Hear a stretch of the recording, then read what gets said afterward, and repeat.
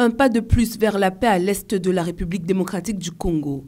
Ce mercredi 23 avril 2025, Kinshasa et le groupe rebelle M23, désormais réunis sous l'alliance Fleuve Congo, ont publié une déclaration conjointe après plusieurs jours de discussions directes à Doha, au Qatar.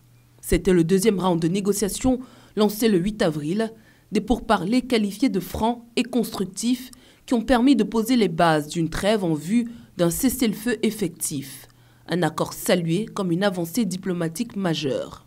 Dans un esprit de compréhension mutuelle et de volonté commune de résoudre le conflit par des moyens pacifiques, des représentants de la République démocratique du Congo et de l'AFC M23 ont tenu des pourparlers de paix facilités par l'État du Qatar. Après des discussions franches et constructives, les représentants de la République démocratique du Congo et de l'AFC M23 ont convenu de travailler pour œuvrer à la conclusion d'une trêve devant permettre l'instauration d'un cessez-le-feu effectif.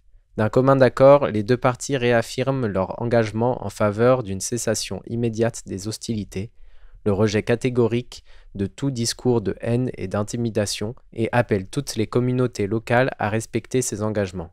Les deux parties conviennent du respect des engagements précités qui ouvrira la voie à un dialogue constructif pour rétablir une paix durable en République démocratique du Congo et dans la région. Un premier round s'était déjà tenu en mars dernier, amorçant un timide rapprochement entre les deux parties et brisant la glace après des mois de silence.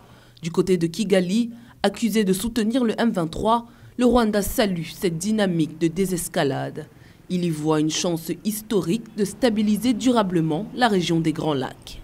La dynamique actuelle offre une opportunité historique. C'est un pas important, voire décisif, vers une paix durable à l'est de la République du Congo, pourvu qu'il soit mis en place en toute bonne foi. Pour les populations de l'est de la République démocratique du Congo, exténuées par les affrontements à répétition, cette annonce ravive l'espoir. Des milliers de déplacés attendent désormais des actes concrets.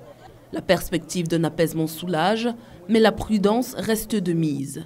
En effet, le texte validé par les deux délégations doit servir de base pour un accord de cessez-le-feu, mais à ce jour, il n'a toujours pas été signé et le président congolais Félix Tshisekedi n'a pas encore donné son approbation formelle.